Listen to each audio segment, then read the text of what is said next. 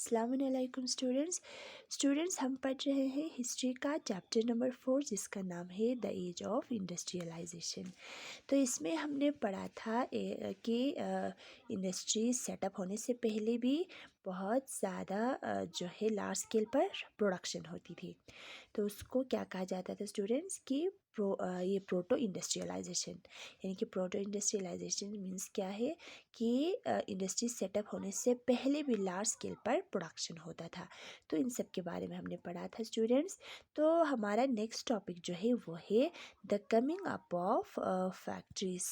The coming up of factory.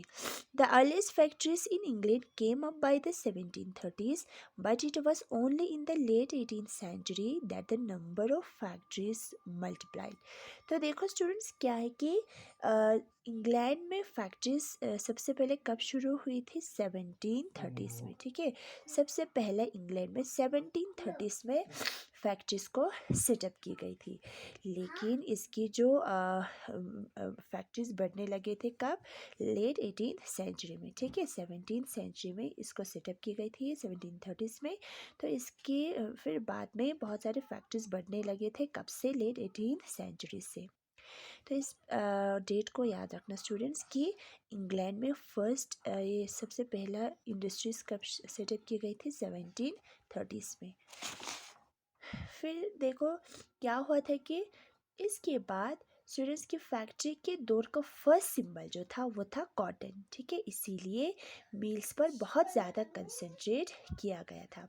तो 1760 में Britain ने 2.5 मिलियन पाउंड स्ट्रॉ कॉटन को इंपोर्ट किया था। ठीक है, क्योंकि अपने इस कॉटन इंडस्ट्रीज़ के लिए, जो कि 1787 में बढ़कर कितना हुआ, 2.5 मिलियन पाउंड से बढ़कर 22 मिलियन पाउंड स्ट्रॉ कॉटन अब वो लोग इंपोर्ट करने लगे थे।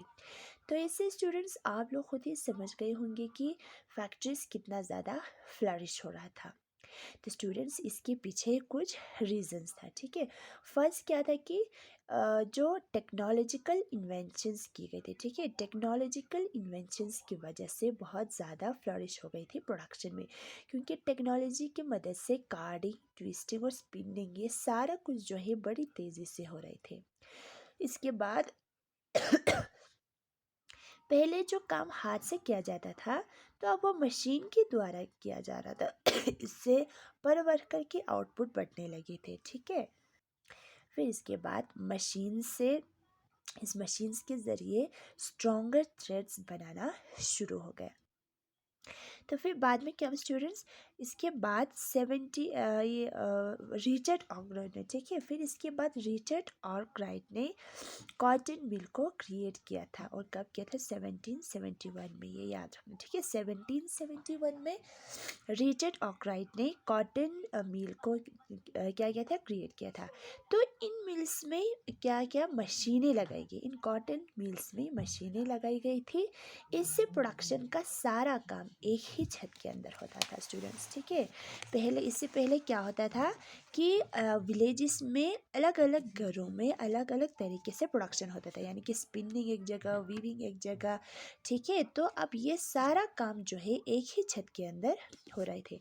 तो स्टूडेंट्स इस प्रोसेस से क्या हुआ कि अब जो सुपरवाइज़र था उसको सुपरवाइज करने भी बहुत इजी हो रहे थे कि किस तरह से ये लोग काम कर रहे हैं, वर्कर्स लोग, या दिन में कितने प्रोडक्शन हो रहे हैं, कपड़े की क्वालिटी क्या है, इन सब के ऊपर सुपरवाइज करना बहुत इजी हो रहा था। ठीक है, तो इसके बाद स्टूडेंट्स हमारा नेक्स्ट टॉपिक आता है the pace of industrial changes.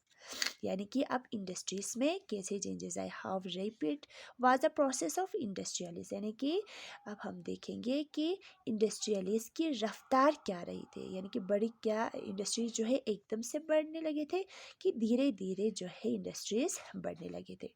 तो इसका फर्स्ट फेज देखो स्टूडेंट्स, फर्स्ट फेज जो है वो थी कॉटन। ठीक है, सबसे पहले कॉटन इंडस्ट्रीज शुरू हुई थी। इसके बाद धीरे धीरे आयरन और स्टील इंडस्ट्रीज सेटअप की गई थी, क्योंकि रेलवेज की वजह से बहुत सारे आयरन और स्टील की डिमांड बढ़ गई थी।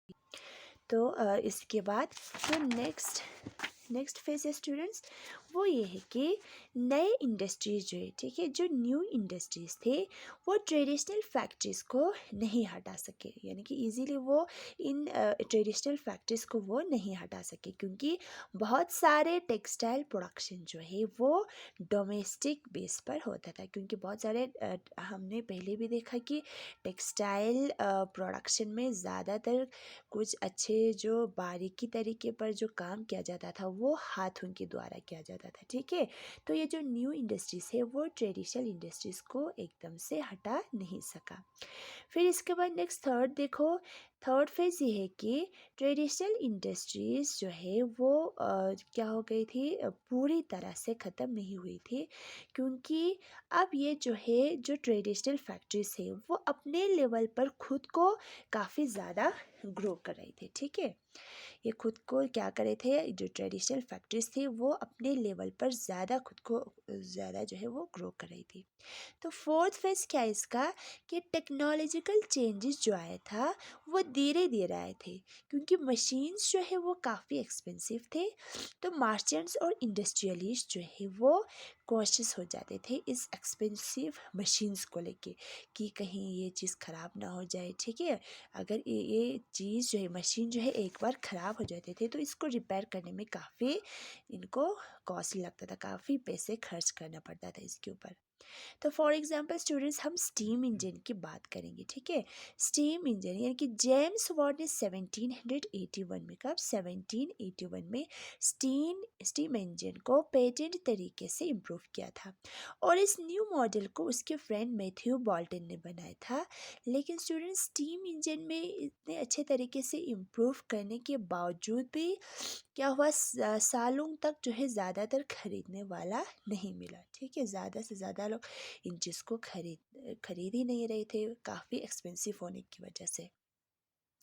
तो इस तरह से स्टूडेंट्स के काफ़ी सारे हिस्टोरियंस का कहना है कि मिड 19th सेंचुरी में भी वर्कर्स की बात करें या वर्कर्स की एवरेज देखें तो ट्रेडिशनल या क्राफ्ट्स पर्सन और लेबरर्स ज़्यादा था as compared to machine operator.